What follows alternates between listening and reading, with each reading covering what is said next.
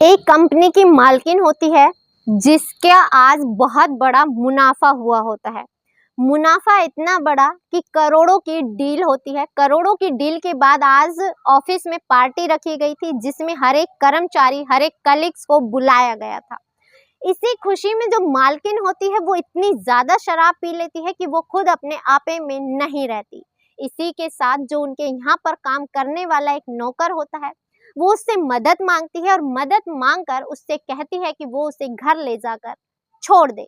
वो व्यक्ति उसे घर ले जाता है जो उम्र में उससे आधी उम्र का होता है। वो उसे घर ले जाता है, लेकिन घर ले जाने के बाद उसकी तबीयत बिगड़ जाती है और तबीयत बिगड़ने के बाद तबीयत में संभालते संभालते वो दोनों कब एक दूसरे के इतना करीब आ जाते हैं कि किसी को पता भी नहीं चलता। जब वो होश में आते हैं तो पता चलता है कि मालकिन और नौकर ने एक रात, बीती हुई रात को एक दूसरे से संबंध बना लिए। लेकिन ये जो संबंधों का सिलसिला शुरू होता है वो एक ऐसे सिलसिले से शुरू होता है कि शुरू तो ये बातों ही बातों में हो जाता है, लेकिन जब ये खत्म होने की अंत पर आता है तो लोगों के रोंगटे खड़े हो जाते हैं। लोग सोचने पर मजबूर हो जाते हैं कि क्या ऐसा भी हो सकता है।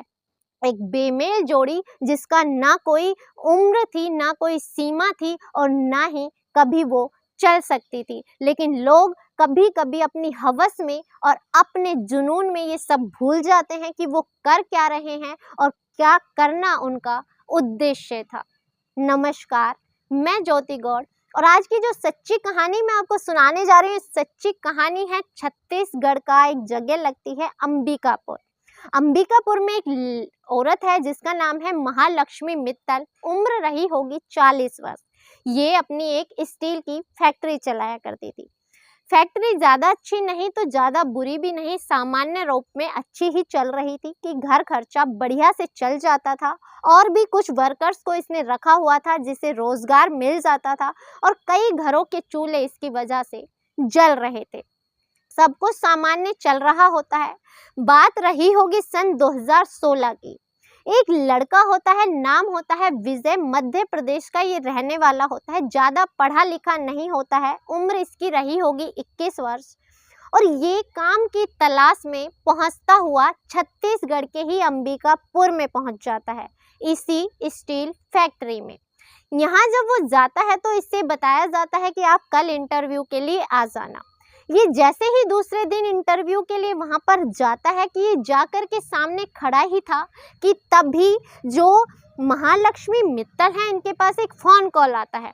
जैसे ही फोन कॉल आता है, फोन कॉल सुनकर उनकी खुशी का कोई ठिकाना नहीं रहता। दरअसल एक डील थी जो ये काफी समय से फाइनल करने की सोच रही थी और आज वो डील फाइनल हो जाती है। एक अच्छा खासा मुनाफा इनकी कंपनी को होता है और उसकी वजह मानती हैं ये सामने खड़े हुए शख्स को।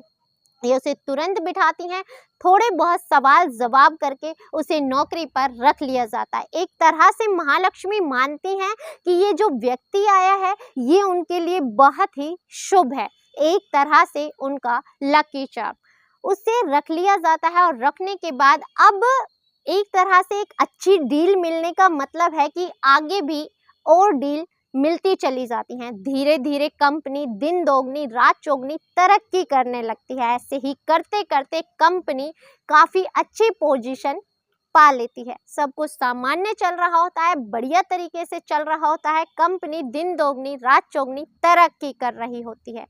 अब जो ये महालक्ष्मी मित्तल हैं, ये हमेशा से ही कमाने पर इन्होंने ध्यान दिया। इस वजह से इनका जो परिवार था वो पीछे छूट गया। इनकी जो उम्र थी विवाह की वो भी पीछे छूट गई। एक तरह से ये सिर्फ कमाने पर ध्यान देती चली गई। इन्होंने कभी अपने बारे में, अपने परिवार के बारे में या अपना घर संसार बसाने के बारे में नहीं सोचा। लेकिन जैसा कि आज खुशी का दिन था, जश्न का दिन था, तो ये खुशी खुशी में कुछ ज़्यादा पी लेती हैं। एक अच्छी बड़ी पार्टी रखी जाती है। पार्टी में हर एक लोगों को बुलाया जाता है, उनके बिजनेस में पार्टनर्स होते हैं उन्हें भी बुलाया जाता है और जो उस कंपनी के कर्मचारी होते हैं उन्हें भी बुलाया जाता है। और इसी चीज़ के रहते वो खुशी ही खुशी में बहुत ज़्यादा पी लेती हैं। पीने के बाद अंत में वो अनाउंस करती हैं कि इस सारी जो भी आज तक हुआ है, ये जितनी भी तरक्की हुई है उसका पूरा क्रेडिट जाता है इस विजय को, और विजय का नाम सबके सामने लिया जाता है और सारा क्रेडिट विजय को दे दिया जाता है। और सबके सामने महालक्ष्मी जी बोलती हैं कि ये जब से हमारी कंपनी में आए हैं उसी दिन से हमारी कंपनी के भाग्य उदय हो गए। एक तरह से ये हमारे लिए लकी चार्म है। अब यहाँ से सिलसिला शुरू होता है। कंपनी वाले भी आपस में बातें करने लगते हैं, लेकिन विजय भी सोचता है वो साधारण सा लड़का है कि मालकिन जैसा कह रही हैं वैसा ही सही है। अगर वो कह रही हैं कि उसकी वजह से हुआ है तो उसी की वजह से हुआ होगा। सब कुछ सामान्य चलने लगता है। पार्टी खत्म हो चुकी थी, लोग अपने अपने घरों को जाना शुरू हो जाते हैं। लेकिन अब जो मालकिन है महालक्ष्मी मित्तल, इन्होंने ज़्यादा पी ली है, अब चलना इनके बस की नहीं है, ये गाड़ी चलाकर अपने घर तक नहीं जा सकती। इसलिए वो मदद मांगती हैं उसी विजय नामक के लड़के से। उसे कहा जा तुम मुझे मेरे घर पर छोड़ आओ। वो उसे घर पर छोड़ने आता है और जैसे ही छोड़ने आता है यहीं पर महालक्ष्मी जी की तबीयत खराब हो जाती है, उसे उल्टियाँ होना शुरू हो जाती हैं। यहीं पर वो उसकी कपड़े बदलने में मदद करता है। कपड़े बदलते बदलते दोनों एक दूसरे के कितना नज़दीक आ जाते हैं ये वो भी नहीं समझ पाते। दरअसल जो महालक्ष्मी होती हैं इनकी उम्र लगभग रही होगी 40 वर्ष और ये लड़का था उस वक्त 21 वर्ष का। अभी समय बीतने लगता है और ये एक दूसरे के करीब आते आते उस रात इन दोनों के बीच में संबंध बन जाते हैं। और जब सुबह होती है तो विजय बुरी तरह से डर जाता है, सकपका जाता है। लेकिन जो महालक्ष्मी थी इसे लगता है कि शायद जो जिंदगी के हसीन पल ये भूल चुकी थी काम काज के चलते, शायद यही वो लड़का है जो उसकी जिंदगी के अधूरे ख्वाबों को पूरा कर सकता है। वो कहती है कि तुम डरो नहीं, घबराओ नहीं, ये कुछ पैसे लो, तुम गरीब घर से हो, तुम अपने गरीब परिवार को ये पैसे भेज सकते हो और घबराओ नहीं, जो भी हुआ ठीक है, मुझे कोई दिक्कत नहीं है। अब ये सिलसिला यहाँ से शुरू हो जाता है।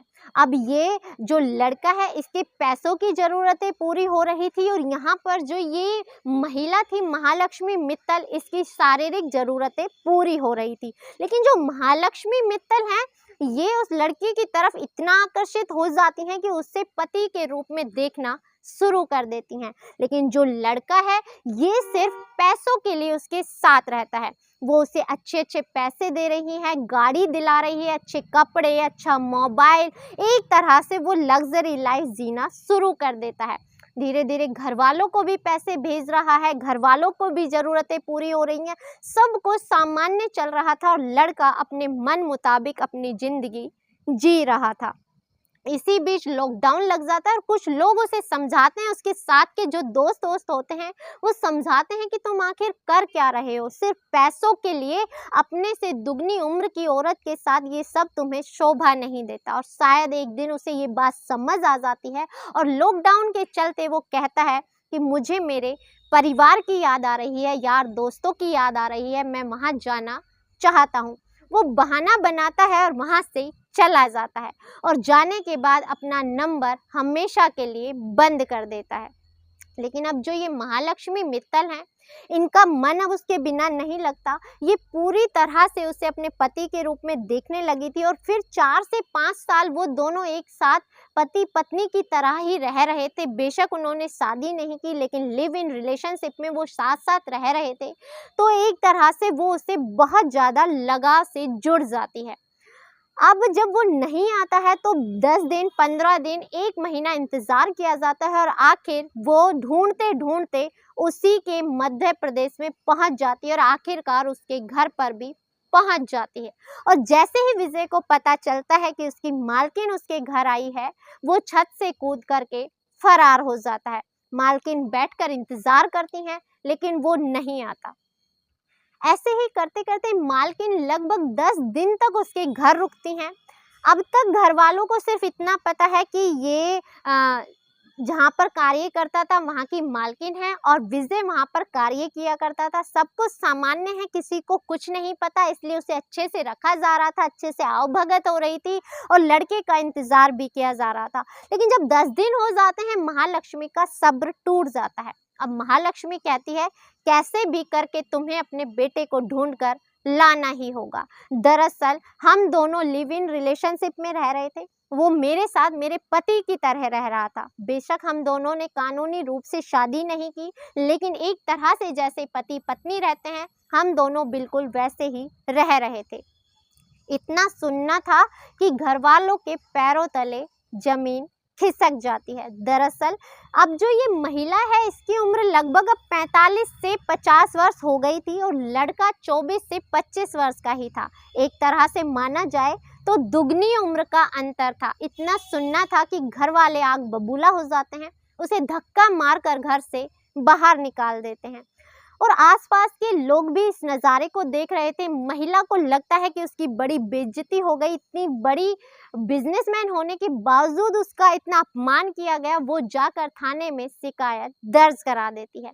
थाने में शिकायत दर्ज करने में आनाकानी की जाती है तो बड़े बड़े लोगों से सिफारिश लगवाई जाती है और आखिरकार ये मुकदमा दर्ज कर लिया जाता है।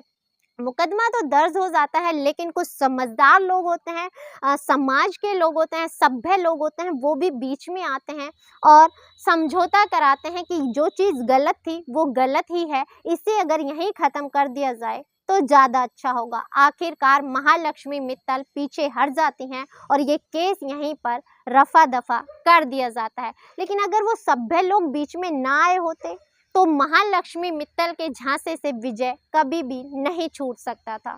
लेकिन ये क्या था जो बेमेल रिश्ता था, जिसकी कोई उम्र नहीं थी, जिसका कोई भविष्य नहीं था, लेकिन ये फिर भी अपनी अपनी ज़रूरतें पूरी करने के लिए एक दूसरे से रिश्ता बना बैठे थे।